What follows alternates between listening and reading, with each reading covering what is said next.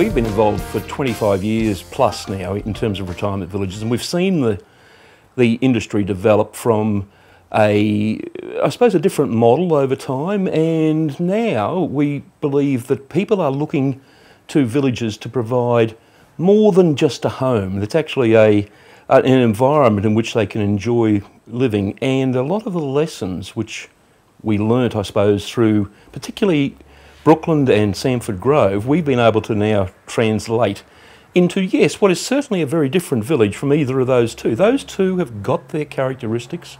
Maleny Grove also has a rural environment, but Maleny is a unique environment. And I think from that point of view, we were able to bring into this area an opportunity for people to live and enjoy the tree change type philosophy which has developed over the past 25 years, more so than perhaps what was the Aussie sea change type view that, yeah. Don't you think also here though you had the opportunity to start from scratch, where the others you weren't involved in the actual building from the very beginning as well, and your vision was to make something different? For us it was an exciting opportunity. We literally started here with a cow paddock. Yeah. The cows were wandering. In fact, I mean, that became a bit of a challenge at times even during the building process, keeping the cows away from the builders. But that created a new environment. We, I suppose, had the benefit, in my case, and Sue's case, the benefit of her parents moving here some 25 years ago to Maleny. So we've been involved in the Maleny community for many of those 25 years. Know many of the people. I mean, we can go to various activities within Maleny and we feel, albeit that we're Brisbaneites, we feel part of the local environment, and that made it exciting to be able to bring to this area many of the things which could focus on the area. Kaye, I think you might remember back we had an early community consultation in Maleny, talking to various residents, and Glennis, I think it was before you first came involved. It would have been, that's right. And I still remember at one of on that day being challenged by a Maleny resident about why weren't we building brick units. Yes, I do remember that. Yeah, and it was interesting because initially I'm thinking, well, you know, you don't want to get people offside in these meetings. But eventually, I must admit that it was one of those occasions where I finally said, look, because we believe there are enough of those villages on the coast, and if you want to go to a brick village rather than a rural village which preserves that rural environment, then I think you best go to Caloundra. Okay, well put. And Glennis, we now have a resident in that came to that very first consultation. Really? Yes, yes, no. That's an interesting one, isn't it? Yes. Because he's a resident who has lived in Maleny for many years, passionate about the rural environment, but is also a former nurseryman, and very, very enthused about the green aspects that we've incorporated into our villages. And we claim many times, Glennis, that our villages, people say they've got green villages, but ours are green by character and by their actual appearance.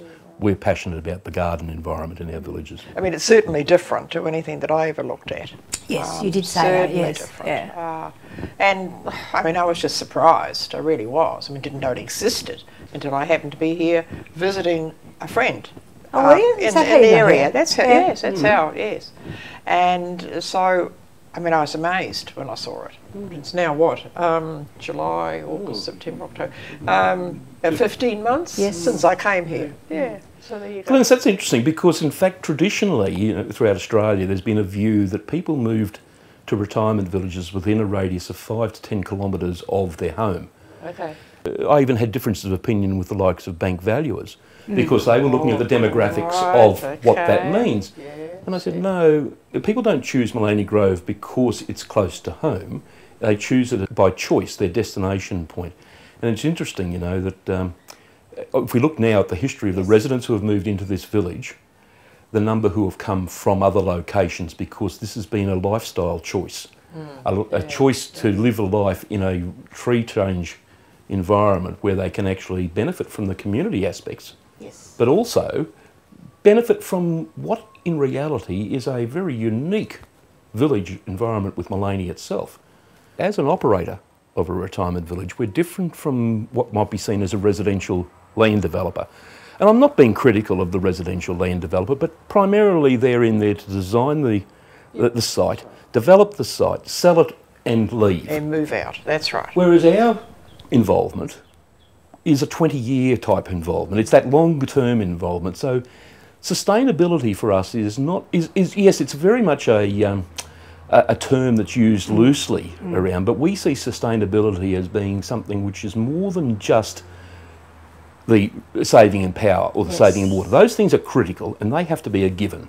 We've got something of the order of 400,000 litres of underground water storage in these units. Right.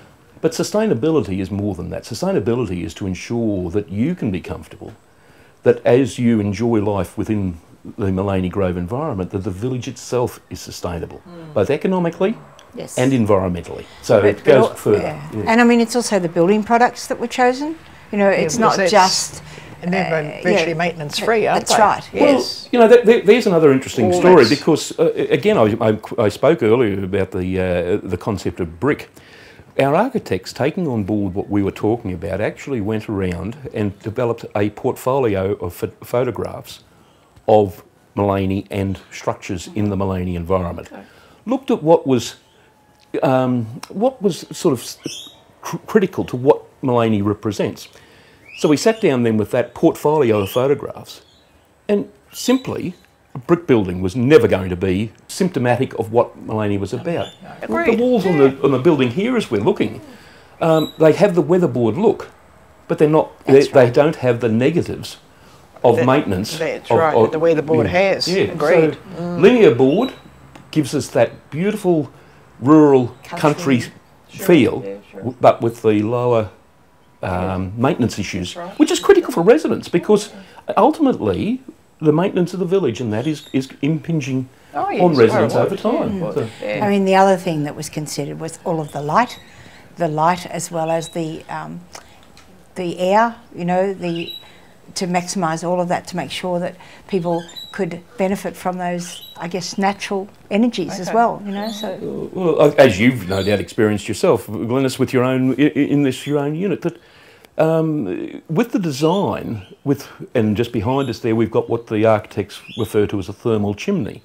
And this is by the use of high-level clerestory windows, which in the Maleny environment then allows us to have wonderful ventilation within the units and not necessarily relying on air conditioning, which has been a symptom of the Queensland environment. And I know, I've experienced it myself, and no doubt you have, that in the middle of summer, if you open those windows, within about 5 seconds, there's this movement of air within your unit. This is the life, it's looking good to me. This is the place, I'm sure you'll agree. Live life religious. This is the life.